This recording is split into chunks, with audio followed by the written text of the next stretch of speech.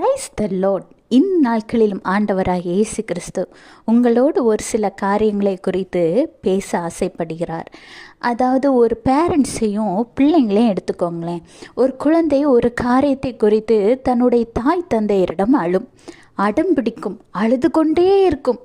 ஆனால் அந்த பேரண்ட்ஸுக்கு அதை அப்போ வாங்கி கொடுக்கக்கூடிய சூழ்நிலை இல்லாமல் இருந்தாலோ, இல்லை அந்த நேரம் ஒரு இடத்துக்கு போகணுன்னு அந்த குழந்தைங்க அழும் பொழுது அந்த இடத்துக்கு கூட்டிகிட்டு போகக்கூடிய சூழ்நிலை இல்லைனாலோ, அந்த குழந்தைகிட்ட கொஞ்சம் அமைதியாயிரு, நாங்கள் உன்னை கூட்டிகிட்டு போகிறோம், இல்லை இப்போதைக்கு கொஞ்சம் கஷ்டமாக இருக்குது, உனக்கு ஏற்ற நேரத்தில் நாங்கள் வாங்கி தரோன்னு சொல்லி அந்த குழந்தைய சமாதானப்படுத்துவாங்க.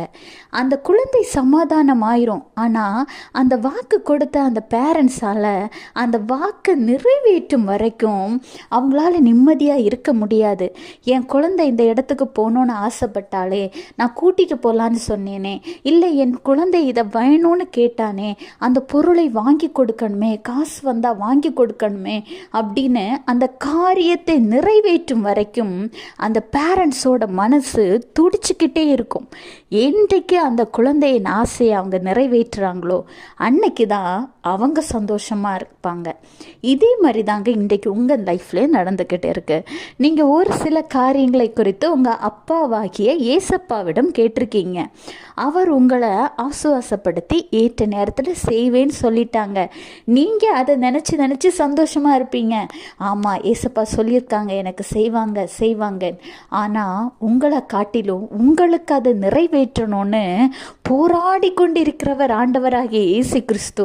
என் மகளிடம் வாக்கு கொடுத்த வாக்கை நிறைவேற்றணும்னு போராடுறவர் ஆண்டவராகிய இயேசு கிறிஸ்து.